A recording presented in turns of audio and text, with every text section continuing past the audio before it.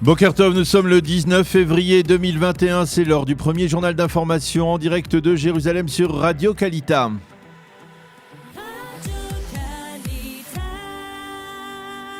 Et oui, direction nos studios à Jérusalem avec notre correspondant Daniel Haïk. Bonjour Daniel, nous commençons ce journal avec une très bonne nouvelle. La jeune femme israélienne qui se trouvait en Syrie est arrivée durant la nuit en Israël. Oui, Boker Tov, Ilana, cette jeune femme a été effectivement rapatriée par les autorités israéliennes de Moscou à bord d'un vol privé. Elle était accompagnée de Yaron Blum, le coordinateur de l'action du gouvernement dans le dossier délicat des prisonniers et disparus, et du directeur de cabinet de Binyamin Netanyahou, Asher Chayoun, qui sont venus la chercher à Moscou, où elle avait été acheminée de Damas par les autorités russes. Elle devrait être assez rapidement interrogée par les inspecteurs du Shin Bet israélien qui voudront certainement en savoir plus sur les circonstances de son passage en Syrie et sur ce qui lui est arrivé ensuite.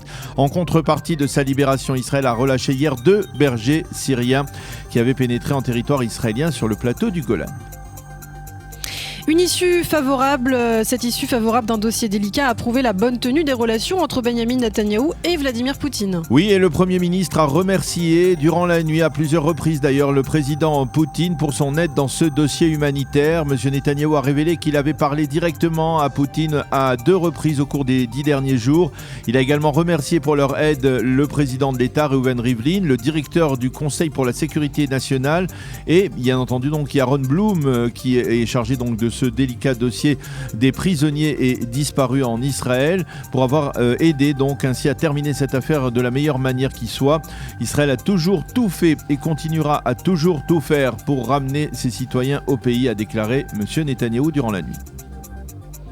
En revanche, les relations s'annoncent nettement plus distantes avec le président américain Joe Biden. Ah oui, effectivement, apparemment, il est établi que le président américain n'a pas tenu Binyamin Netanyahou au courant de sa décision annoncée hier de revenir vers l'accord de Vienne signé en 2015. Les Américains ont donné le feu vert à la réouverture de négociations avec Téhéran et ont annoncé l'arrêt des sanctions imposées par Donald Trump. Je vous rappelle que les 2 hommes, Binyamin Netanyahou et Joe Biden, ont discuté pour la première fois avant-hier soir depuis l'arrivée de Joe Biden à la Maison-Blanche. Mais le président américain n'a donc pas jugé nécessaire de prévenir le Premier ministre de ce développement pourtant très important. En fait, ce sont les conseillers de Joe Biden qui avaient tenu au courant les conseillers de Binyamin Netanyahou de ces développements. Et puis dans le reste de l'actualité, Daniel, une recherche expérimentale réalisée en Israël permet de mesurer l'efficacité du vaccin contre la Covid-19, même après la première dose. Oui, il s'agit d'un développement, on peut l'appeler précurseur. Les chercheurs de l'hôpital Shiba de Tel HaShomer, qui sont à la pointe, on va dire, de la lutte contre le coronavirus, sont parvenus à la conclusion que même la première dose du vaccin de Pfizer est efficace à partir de 2 semaines après avoir été administrée. On a ainsi remarqué une baisse de 75% dans le nombre de contaminés auprès de ceux qui n'avaient reçu que la première dose de ce vaccin. Ces expériences ont été réalisées auprès de 9000 personnes qui avaient donc reçu la première dose. À l'hôpital Shiba, on affirme qu'il s'agit là de la première enquête poussée au monde dans ce domaine. En marge, le ministère de la Santé a fait savoir hier que le nombre de décès enregistrés depuis le début de l'épidémie en Israël avait dépassé les 5509 personnes donc ont payé de leur vie. Donc cette lutte contre le coronavirus, le nombre de malades graves continue à baisser. On est à 903 malades graves aujourd'hui recensés en Israël. Ceci étant, Daniel, et pour terminer, il faut noter que le marché économique israélien se prépare à sortir d'un long tunnel de restrictions. Oui, et c'est dimanche 21 février qu'une partie des activités économiques et culturelles vont reprendre, mais uniquement pour les détenteurs du fameux passeport vert qui certifie qu'ils se sont donc fait vacciner. Ce passeport vert sera téléchargeable sur un smartphone ou bien il sera délivré par mail par le ministère de la Santé. À noter que le ministère a mis en garde très sévèrement ceux qui ont l'intention de le falsifier ou tenter de le falsifier. Le ministre Yuli Edelstein a indiqué que le document possédera un QR sécurisé. Et puis en marge de la levée progressive des restrictions, il a été décidé de maintenir l'aéroport Ben Gurion fermé jusqu'au 6 mars prochain, et ce afin d'empêcher la propagation de variants du virus.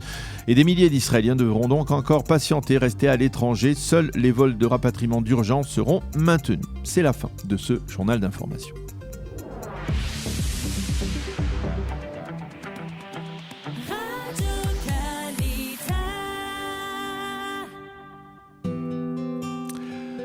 C'est l'heure de la météo avec la perturbation qui nous a amené la neige au cours des 2 derniers jours sur les hauteurs d'Israël et en particulier à Jérusalem n'est pas tout à fait terminée. La journée d'hier a été marquée par une accalmie dans les pluies qui devrait tout de même reprendre aujourd'hui et se poursuivre durant le Shabbat. Il neigera encore sur le mont Hermon durant ce Shabbat et il faut se méfier des torrents de boue dans le désert de Judée.